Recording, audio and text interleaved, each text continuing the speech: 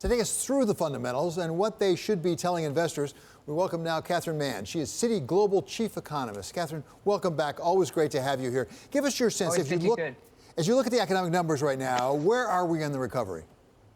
Well, the recovery has faded a little bit, and that's not news to anybody, but it just shows up in increasing amount of data, particularly the employment numbers. I mean, there are some good numbers out there on the PMIs, but the employment numbers are where the rubber really hits the road for people, and those small increases this time around, about 50,000. When you dig down in the numbers there was an increase of 97,000 in temporary workers, but that meant the net being 50, there's basically 50,000 lost across the board, even in those sectors such as manufacturing and construction that had been bright spots in terms of employment recovery over the last few months. So this is a very soft employment number, and it does, create additional pause for when the U.S. economy is actually going to regain the pre-COVID level of GDP. I want to pick up on the manufacturing numbers specifically, Catherine, because last time we were together, you were pointing out it's a different sort of a shape of recovery depending on whether it's manufacturing and construction on the one hand versus leisure and hospitality on the other. You said it's more of a V when it comes to manufacturing and construction and more of an L, unfortunately, with leisure and hospitality. Did the numbers today make you rethink those letters a little bit? Because as you say, the manufacturing and the construction were a bit softer than we expected. Well, I think, the definition of V versus L really does stick around and may, in fact, become stronger going forward if the new set of stimulus activities, unemployment benefits and stimulus checks go out there, because until people can actually go out and buy consumer discretionary services, they are going to continue to rotate their spending into the manufactured goods and into housing, which is, of course, very supportive of retail residential construction.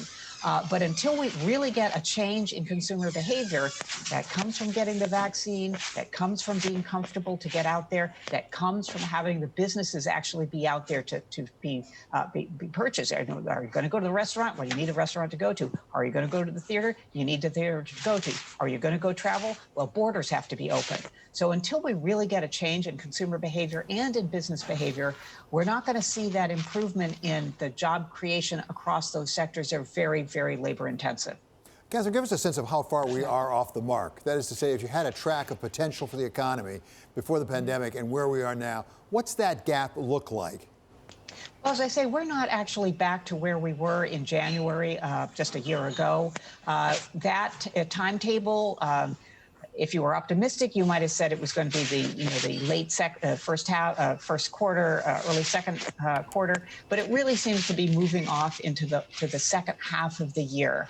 And that, again, is because the vaccination, the discoveries, of course, fabulous. We couldn't do it without discoveries. But there are many other links in the chain in order to actually get to the economic improvement and employment improvements. You've got your distribution, you've got your manufacturing, again, consumer behavior, businesses response, and at least in the global context, and to a certain extent, even in the local U.S. context, we have to be talking about border closures, the comfort that people have by moving out of their comfort zone, their local neighborhoods where they're more familiar. And we have a long way to go for that. A lot of the talk this week was about the stimulus package that President Biden is proposing, and he's really moving forward pretty aggressively on $1.9 trillion. What would that do for the economy, assuming it gets through Congress?